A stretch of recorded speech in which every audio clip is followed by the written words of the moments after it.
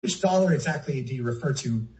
And what does that mean? And if you're in Chile, wait, is this new government or that old government? Is that going to be an issue? My mother grew up in Ecuador, and she always told me the story of why you shouldn't pretend to be sick. She once pretended to be sick.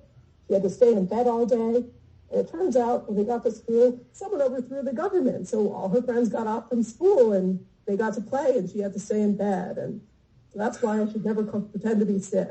I was like, So those are not as common in the U.S., I'd say, than in here.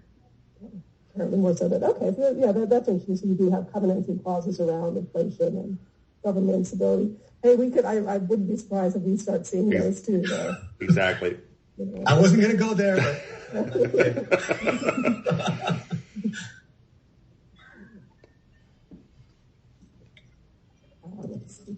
I just think my main sort of, we're also in the story going to put a list of most active investors. I think we see Kazakh, Menashe, Baylor Capital, Tiger, SoftBank. Those are our top ones for early and late stage. And then for seed, you see Y Combinator, Bossa Nova, Adomo Invest, Canary. You guys are probably active as well. I'm wondering, are you guys, because of the way you invest, and are you potentially less likely to show up as an active investor because of? Yes, the way we show up and our structure, since we're not a fund, we're not a venture capital company, so we don't get categorized exactly the same way. We're also not a corporate venture capital, so it's like we started the conversation. We're a harder company to peg, so not sure exactly how Lavka will place us, but we're quite active. But a lot of the deals we're making, for example, are deals within iFood integrating into iFood, for example. There are quite a few in the region and locally in Brazil.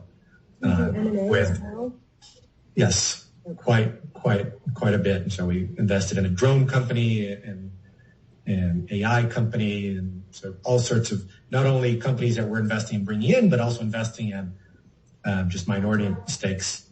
So we're quite active. I'd say we're probably one of the more actives in the region, but we just don't fall under the traditional buckets as others would. Not necessarily doing ABCD round or. Yeah, but what you will see us become more like that. So that will change over time. The 855 deal will be categorized as a Series B that we led with Modo Capital, and it'll be nice and clean and no other strings attached.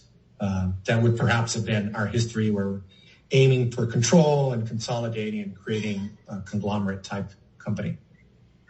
Those are my main questions. Other thoughts on, I don't know, things we should be writing about for the ecosystem that come to mind? As I said, this story is going to look at our most active investors and a little bit about some of the trends we're seeing with funding. I think it'll be interesting. You'll see in the data to highlight, obviously, fintech is one of the more popular areas. We're quite active there with the deal we just announced and others. So that's one where we're excited, and we're not alone. There are many people excited about that. That's one of our main theses. I think logistics is now all of a sudden a sexy thing. It never was for its entire history, and now people are excited about last mile logistics and how to compete with the next day deliveries of Amazon. If you're not Amazon or not on Amazon, what do you do? And so there's lots of companies doing this. We have a couple, Muva and Mensajeros Urbanos, that we're invested in, that we're excited about. And finally, gaming. I think that's probably of interest after the Microsoft Activision Blizzard deal.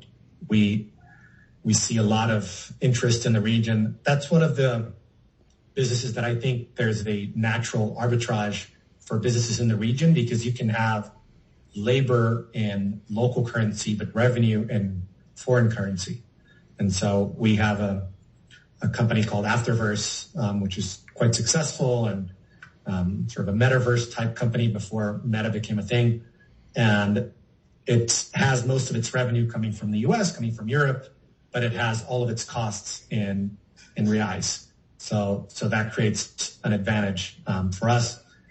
it also creates an issue because we have companies trying to poach our employees, offering them salaries in dollars. So that goes both ways.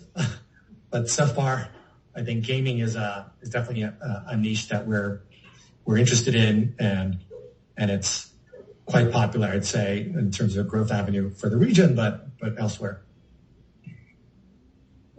Well, thanks very much for taking the time out. I said we're going to have a couple of stories. I think this one is probably going to run Monday or Tuesday on a Crunchbase, and hopefully one of our Latin American page views.